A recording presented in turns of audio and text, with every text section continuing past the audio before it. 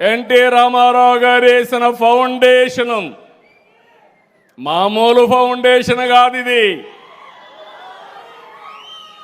ఎవరైనా తెలుగుదేశం పార్టీ పని అయిపోయిందంటే వాళ్ళ పని అయిపోయింది తప్ప తెలుగుదేశం పార్టీ మాత్రం చెక్కు చెదరలేదు, చెక్కు చెదరదు. 82లో ప్రారంభించాం, 2026కు వచ్చాం. ఇంకో పక్క మీరు చూస్తే ఎన్నో రాజకీయ పార్టీలు ఉన్నాయి, ఎన్నో ప్రాంతీయ పార్టీలు ఉన్నాయి. దేశ రాజకీయాల్లో చక్రం తిప్పిన party Telugu Desam party.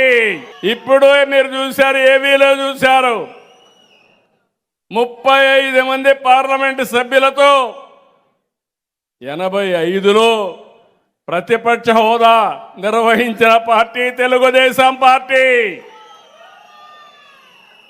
National front పెట్టి దానికి చైర్మన్గా ఎన్టీ రామారావు గారుండి యాంటీ కాంగ్రెస్ పోరాటం చేసి ప్రభుత్వాన్ని ఏర్పాటు చేసిన స్ఫూర్తిదాయకమైన నాయకుడు నందమూరి తారక రామారావు గారు.